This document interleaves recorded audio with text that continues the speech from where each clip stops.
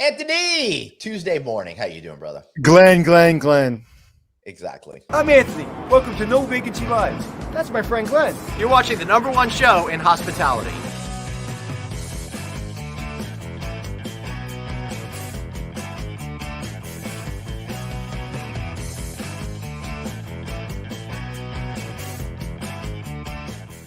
Hey, everybody. Glenn House here with Anthony Melcury. Anthony, how you doing, brother? You know who we haven't seen in a while? Chip. We got to bring Chip back on. Oh, Chip Rogers? Yeah. Oh, speaking of Chip Rogers, dude, I saw him at the lodging conference, right? And get this. I should have gotten a clip to show you this morning, but I didn't think about it. I ran this last week, this interview I did with him. He is fighting against the New York City board of, I don't know, people that make decrees and stuff like that, because they are suggesting and insisting that hotels that have been closed because of the pandemic and laid off people last year should be paying them severance pay now. No. Right. They had government subsidies. They had, I'm sure they had some leave.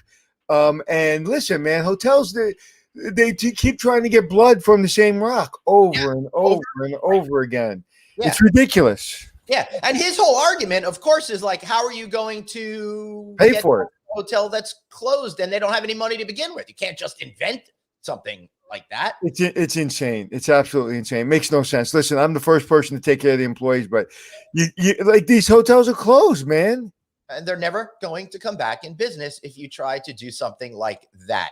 Listen, I think it's great to give jobs to people, but you have to have open hotels in order to give jobs. And it's not like you're going to open a hotel and all the business are going to be back. New York City's still struggling. I was in the city this morning. It looks busy, but you know, you see commuters, you see corporate people going to work, but it's 20%, 30% of what it used to be. So listen, not ready for prime time.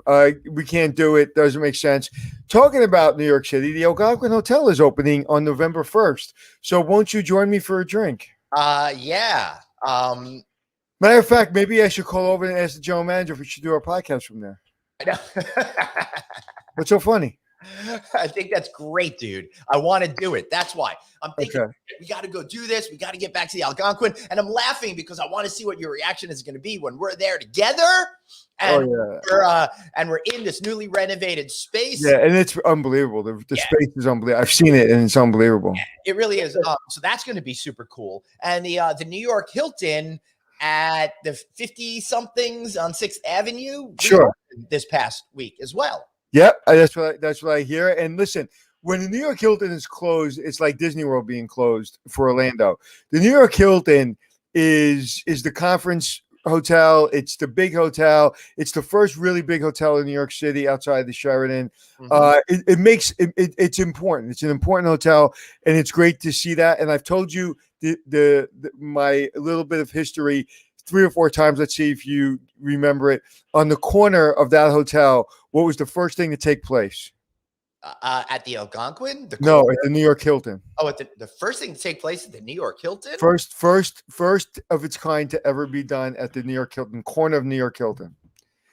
I have no recollection. I told you, man, the cell phone. First cell phone call was made. Right. I forgot about that. So you got to remember that. That is pretty freaking cool. One thing I really liked about the New York Hilton is how massive it really is, right? I mean, man, I would love to own a property like that. You can get rid of all that conference space, build a giant high rise, and then put the conference space back in. By the time you build that whole thing, you'll have great conference space and conferences will be back. You know what was upsetting? I passed Grand Central Station this morning, and above Grand Central Station, of course, is the New York Hyatt, and that's closed. It's still closed. I think it's going to be gutted and taken down and rebuilt. But just to see, I think they should do some kind of art design in the meantime, because right now it's just wood and it looks terrible. Mm-hmm. Yeah. It makes that whole strip look abandoned, and it's not. There's a lot going on there. It's really interesting with design and stuff like that. How it really could be great for a while, or just look really. Yeah, it looks bad. Have you been to the new Moynihan train station across from Grand Central?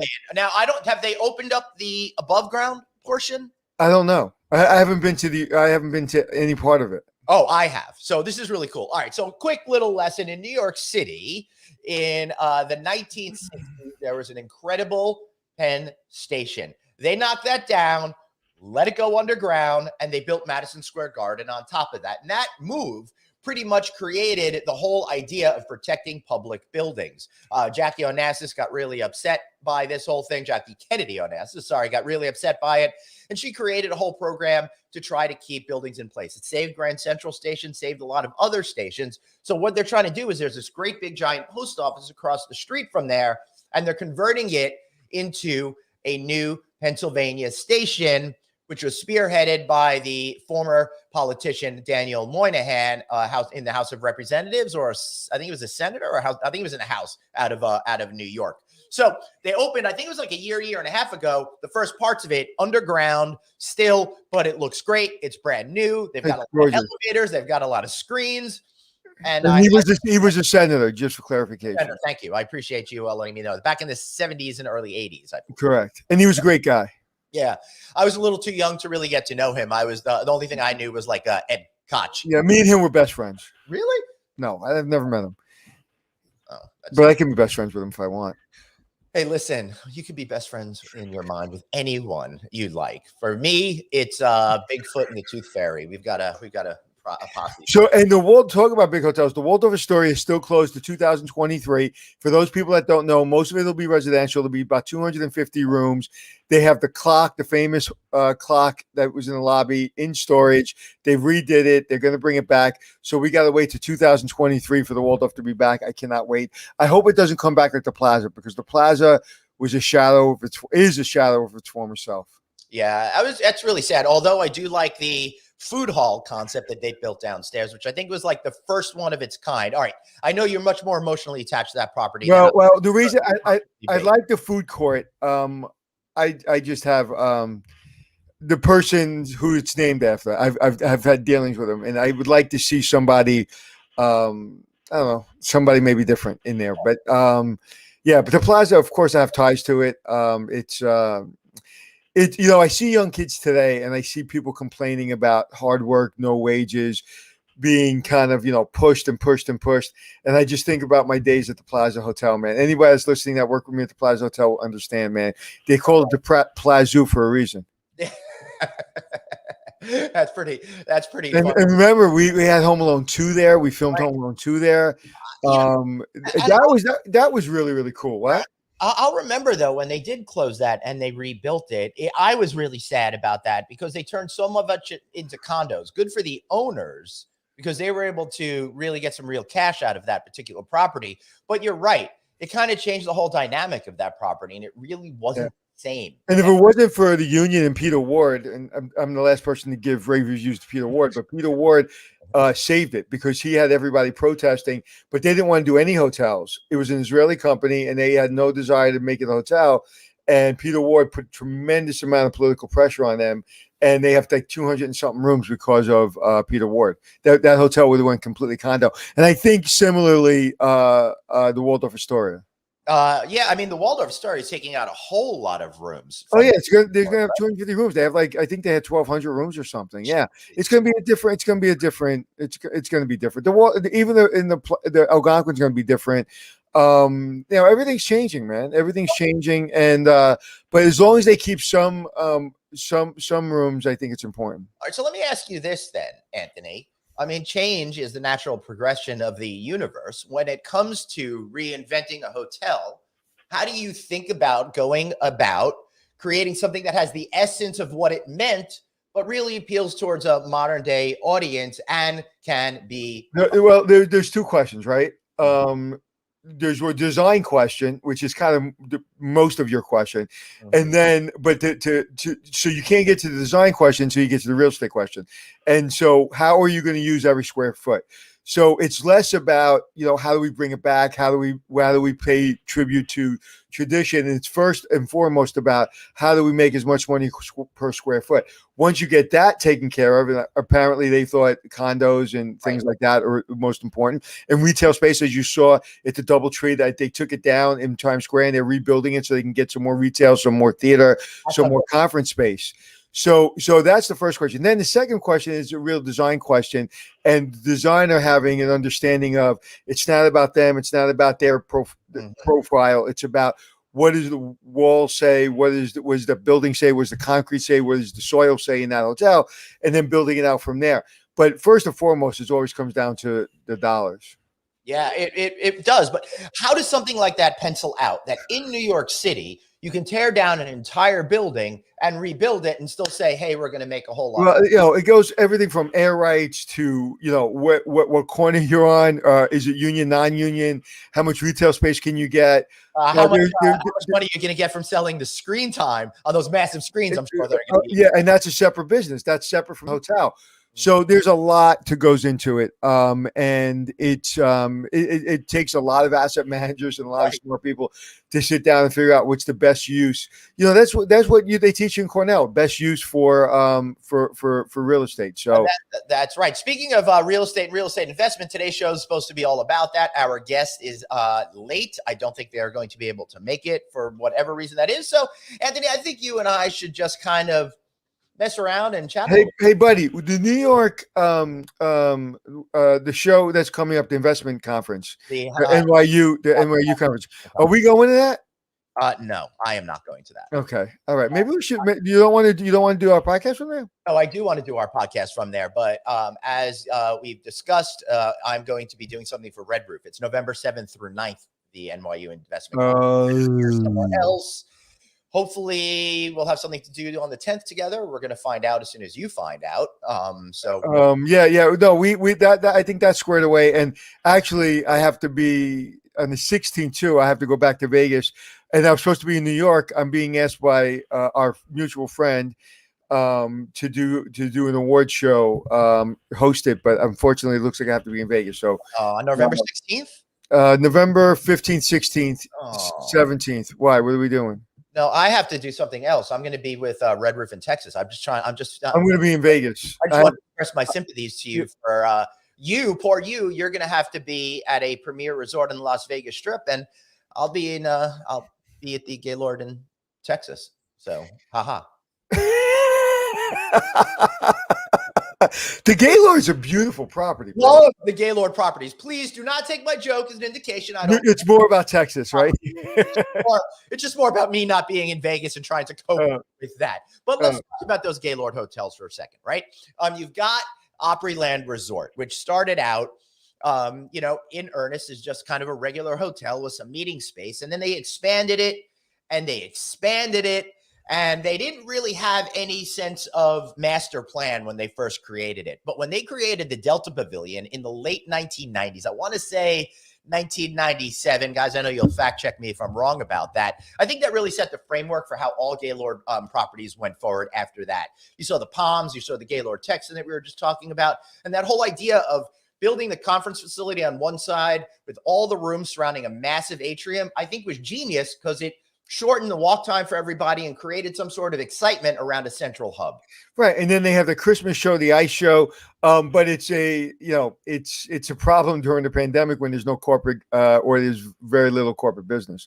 Yeah. Although it was really good to see in Vegas that there was a lot of little corporate business going on, a lot of little conventions. Two major shows that were going on while I was at MGM Grand this past week. Of course, the Best Western annual conference. And if you guys didn't see my video of everybody celebrating David Kong, the CEO's retiring, please check that out on LinkedIn. That was an incredible thing to be a part of. And then there was another technology company that was doing an event over at that conference center. It was pretty bustling. And Anthony, I was there on Friday night before the fight, and I think I said this yesterday. It was crazy packed. It was unbelievable, all the energy and excitement that was going on in town. Yeah. Listen, we've talked enough about that city in the world. So how about we do this? How about we take Sharon's question? Sharon, great talking to you this morning, by the way. Would love to know your thoughts on BDNY this year and the challenges the show is facing, and should we attend? So Boutique Design New York is on the 14th and 15th. Anthony will probably be away. It looks like I'm going to be missing it as well because I'm going to be away those same days. But it is happening. If you are in the New York area, I would hope that you will be able to. Yeah, you should definitely go for a number of reasons. One, obviously, for the basic reason of seeing what's new, but also talking to your peers about what's going on with with the backlog of shipping, and there's a lot of concern about the deliveries of furniture. So you can get a lot of good information from your partners, Yep. see if there's alternative manufacturing, and see what they're doing. I saw a picture yesterday from the sky.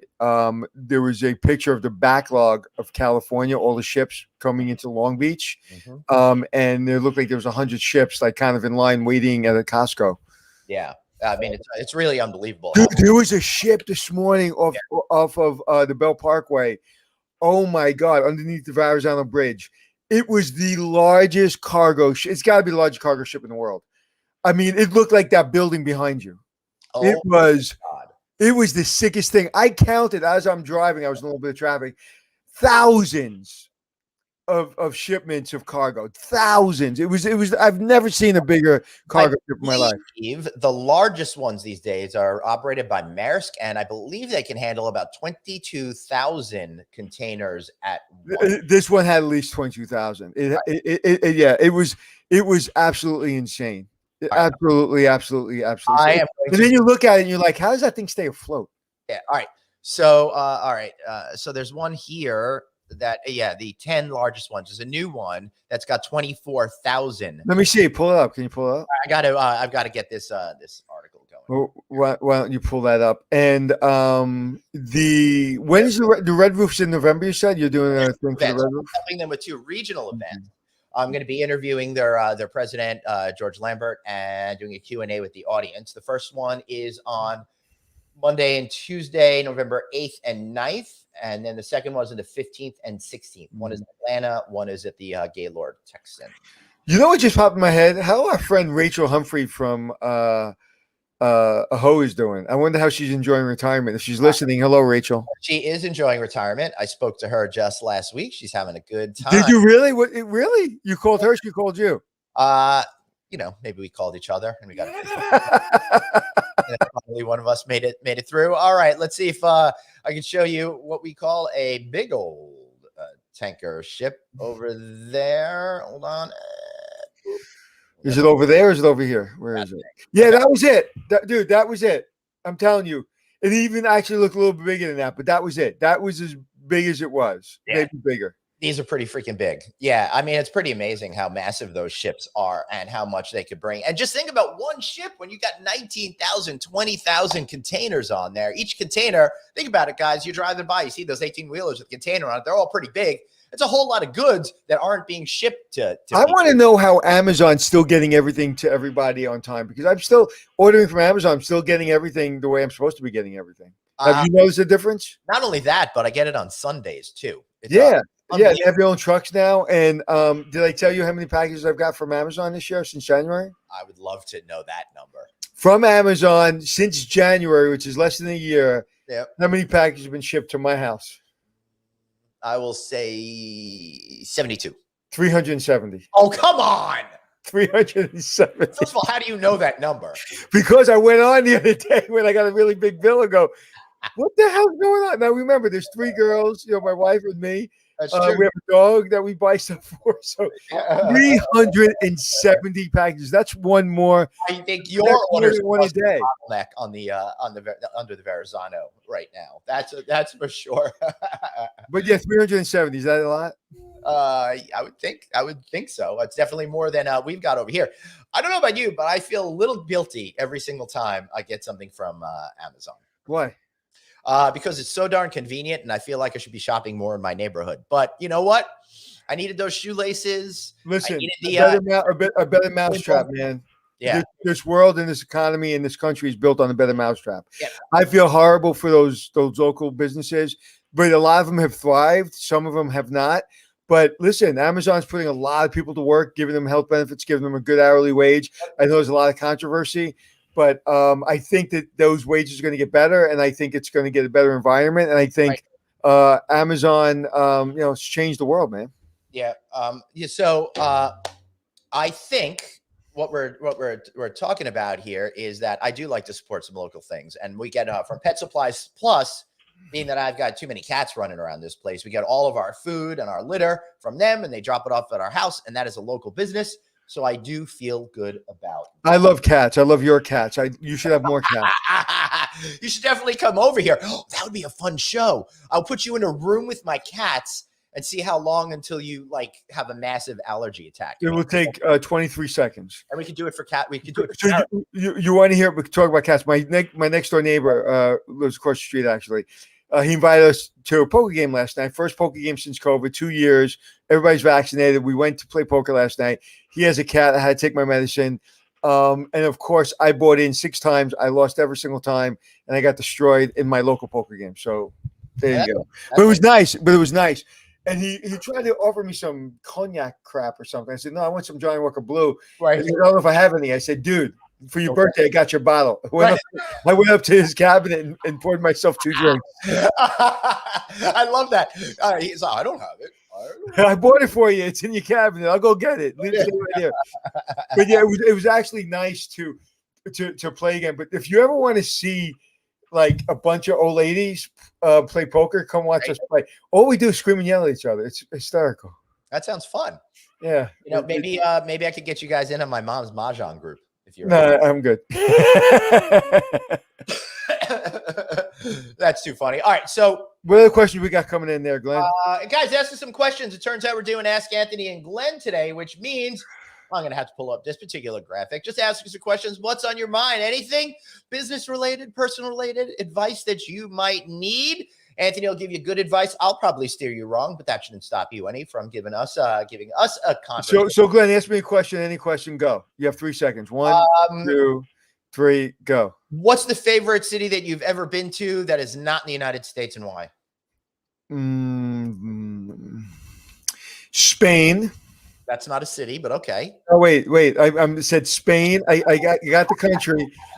It's where La Residencia is. Is it in Mallorca? Wherever La Residencia is. I love Spain. Listen, I love Spain. Almost any city. I'm not a big fan of Barcelona. I like Madrid. Not a huge Barcelona fan because I love it, but it feels like I should just stay in New York.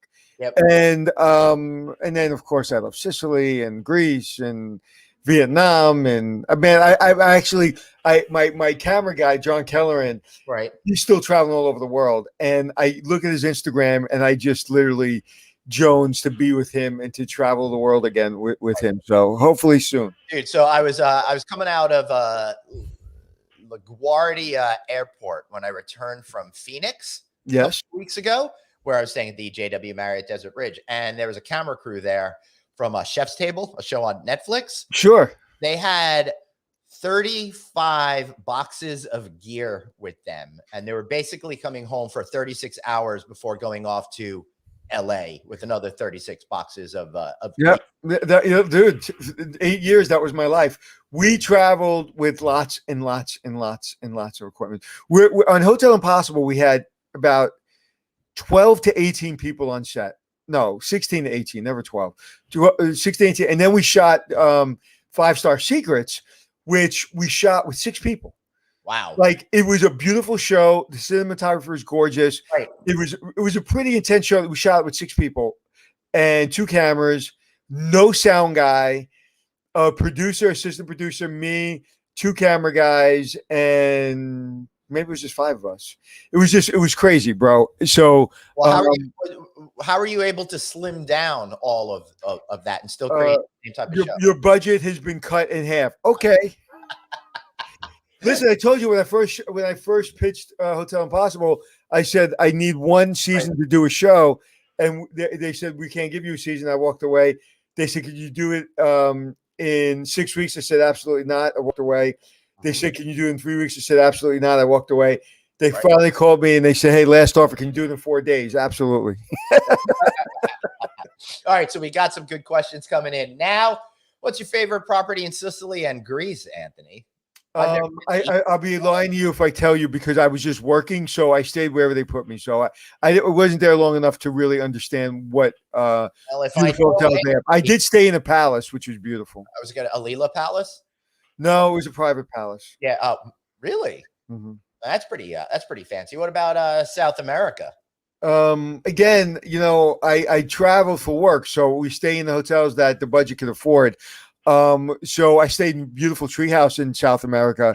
So you got to remember, when I'm traveling, I can tell you about the culture and the food, but I'm not there to see the hotels. I'm there to work. And although we did do 5-star secrets, I don't think we did any in South America. Right. All right. This is a good question from Richard out of London. We see, hotels with robots at reception in Japan. They got the dinosaurs there at the front desk, for example. Do you think hotels serviced by robots and apps will feature in the future? Not universally, but maybe a niche for whatever comes after Gen Z. I mean, my opinion, Anthony, is that we're going to see a blending of people and machines helping make people more visible and taking off that work that we don't need to see and people don't need to pay the labor for. Yeah, I agree with you. And I think you're going to see a lot of technology so you can do things for yourself. I think if you're going to see robots, I don't think you're going to see them in the dining room serving tables. I think you're going to see them as food runners, bring the food to the waiters. So you can maybe they'll pick it up in the kitchen and bring it to a station, and the waiter brings it to you. I don't think you're going to see, at least not in the next 10 years, a lot of robotics servicing people in the hotel industry for a number of reasons. One being that I don't think the technology is there. There's a lot of nuance, between elevators and hallways and chairs and tables and couches. There's just a lot of nuance. Yes. Now, that being said, when I did my keynote speech a couple of weeks ago up in Alberta, I talked about this particular issue, Anthony. And there are a couple of few ideas that out there are great. I think that using robotics to accentuate certain things is great. For example, in the guest room, instead of having the housekeeper do the vacuuming, which not only takes time, but is one of the places where they could risk injury, it's great to be able to have a robot clean the floors. There's also a company out there called Dishcraft that I think is really interesting, where they deliver clean dishes to you and take the dirty ones away from you every day, and they're all cleaned by robots. So what we're talking about here is you could get rid of the busboys, you could get rid of all of that kind of stuff and offload it somewhere else that does that all robotically. So there's a lot of clever ideas. Also, I'm starting to see in select service hotels in particular, much more focus on wine that you could do yourself, and from like a little, there's going to be a lot more self-service, a lot more technology, right? And the robots will be there, but I don't see it happening so quickly. Why would I have robots behind the front desk when I can just have you check yourself in on the phone? That's right. It seems like why spend the money, $30,000 to $50,000? People, I'd much rather check myself in on the phone. If it works, then go ahead and deal with a robot. A robot to me just annoys me because it feels cold and like I'm used to my phone. I'm used to apps. I really don't want to see a robot like in my face. It also feels like a gimmick to me. Yeah. So I was at a hotel recently. I'm not going to say which one. And people had the option to check in online and use the room key, use their phone as the room key. But people who got into the elevator who had the phone, it couldn't activate the thing in order to get the floors to work. And it wound up causing them a lot more stress because then they had to go to the front desk and deal with it. And this was not a small. They probably had their phone case on. I ran into that problem too. I bet that's it. That's what they had their phone case on. You have to take your phone case out. Well, they should tell you that. They should tell you at the front desk. I had the same problem. Well, they don't tell you at the hotel. At the front desk, right? Probably in the same hotel. I took the phone case off and it worked. That is very interesting. Phone keys aren't too slow. It depends on the technology. Depends on the hotel. So I think that was Rich Shea. Maybe you just had a bad phone, bad hotel. Yeah, I don't know. Well, one thing I will tell you, Anthony, is I think some people, they don't give it time enough. Everyone's got that New York spirit. So what they do is they do boop, boop, boop, as opposed to let it sit and then click. Right. Yeah. And our podcast fans love your boop, boop, boop. Listen, I did that for the audio people right there. They said to me, Glenn, we need more boops. Please give us that. And so Glenn, the first hotel you ever checked into your life? I don't remember. You don't remember the first vacation you went on with your family? It was definitely Disney World, and it was probably the Polynesian Resort. That's still my first hotel. Polynesian was my first hotel. Not the Polynesian, the where they have the campgrounds, where they had those. Oh, that's really cool. With the Wilderness. The Wilderness. Fort Wilderness. Fort Wilderness was the first hotel I ever checked into. That's pretty cool. You were back there when they had the train that ran through it. Yeah, and the golf carts we were able to get. My uncle crashed into a tree. Now, my uncle, you got to remember, was my age, so he shouldn't have been driving a golf cart. Yep. You don't know. My mother and my grandmother were pregnant at the same time, so my uncle was an uncle before he was born. That is weird, but cool. Yeah, my grandmother was born, had a baby at like 40 something, 44, 45, and my mother had a baby at like 20, right, 20, 21. Wow. Michelle's saying, "Hey, what's that property behind you, Michelle?" It is the JW Marriott Desert Ridge in Phoenix, Arizona. I was just there for the lodging conference, and the people that own it, the managing partner, was supposed to be on here, but did not show up, so he's not here. But the property is here. so it's not here. Yeah. All right, Anthony. I don't know. You want to do another question or two, or should we just let's do one or two more questions and then let's call it a wrap, my friend? And also, our hearts and prayers go out to Suzanne, our producer, who's dealing with a little bit of a family emergency. I think things are going to be okay, but our hopes and prayers are with her. All right. So this is a question that I definitely don't know the answer to. So Anthony, let's see if you know the answer to this. I'm thinking of moving to Vietnam. How's the job market there for Americans? I don't know, but I will tell you, Vietnam is the coolest place I've ever been to in my life. Really? What do you like so much about it? Like, again, I think I've said it before. It's like growing up in, I was born in 65. So by 73, when the Vietnam War was coming to an end, I just saw our men and women coming off the buses and just the chaos of the Vietnam War ending. And I just didn't think, and everything I've read, I read No More Vietnams, which was by, I think Richard Nixon wrote it, and it was just filled my head with a lot of chaos. Right. So I didn't think that they would accept. I didn't know how they would be. I know you go to Sicily. I'm Sicilian, and they look at me like I have three heads. They don't care. I went to Vietnam thinking they would hate me, and they loved me. They loved everybody. There's a picture of me surrounded by a bunch of Vietnamese children. It was one of my favorite pictures. So Vietnam, I'm sure you go there, you'll find a job. Go. I think that's sad that the Sicilians didn't accept you. When Sicilians are invaded every 5 seconds, so they're afraid I was going to invade them. I don't know. When I went to Israel, they're like, "Hey, Jew, good for you being here." So I don't know. All right. Paula says there's a robot at IMAX a few years ago named Pepper. Pepper has been in a number of different places. I suppose there's more of them. I believe the Waldorf Astoria at City Center in Las Vegas has a Pepper robot as well over there. Oh, thanks for all passing the time, Nate. Suzanne, we got your text. We're thinking about you and your husband and all of that kind of stuff. We love you. Hopefully everything will be okay over there. I guess everything's going to be okay if she's still watching the show over there at the ER. Prayers are with you, Suzanne. Or maybe she's just on a 90s binge. She's actually at home watching old episodes of ER, and she just doesn't want to be here today. I don't know. We'll never know. Yeah, I bet she wishes she was home in the ER, not in the real ER. Yeah, for you insensitive animal. I have. My first hotel was a tent in a French campsite. Now I feel deprived. That's pretty cool. I think so. All right.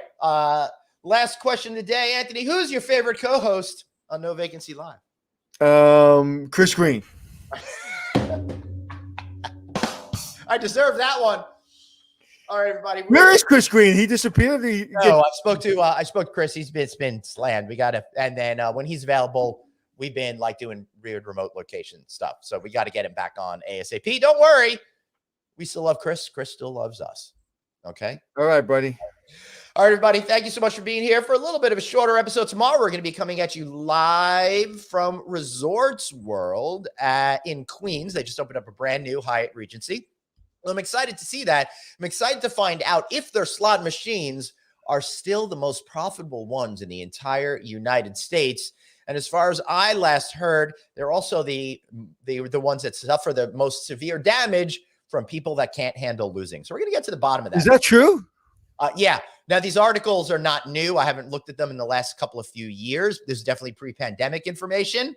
But I did read a whole article about how people beat up their slot machines. Leave it to New York to lose the most money in slot machines and beat them up as we do it. I know. There's definitely a correlation over there. All right, everybody, if you like this show, make sure you download our audio podcast. Take it wherever you go. You find your podcast on Apple Podcasts, iHeartRadio, Stitcher, Google Play, wherever you get them. We're out there no matter what. If you want to talk to us personally, he's at Anthony Hotels. And of course, I am at Traveling Glenn. And check out No Vacancy News for a repository of every single episode we did, as well as our respective LinkedIn Yeah, pages. and my friend said to me, "Hey man, I watched you on LinkedIn, and you don't get that many views." I go, "Dude, it's all podcasts. We have like 700,000 people a month listening to us. It's all on mostly on the podcast. The video is just because some people like to see the video, but mostly our fans listen to us on podcasts. So I've said that 100 times. Mostly, it's just a good excuse that I get to look at you every single day. So I like that. You are a truth teller. Yeah. That is true right there. All right, everybody. We'll see you tomorrow right back here at 12 o'clock on No Vacancy Live. Thanks for being here. Have a great afternoon. And I will not forget to put up the graphic because I got this. See y'all.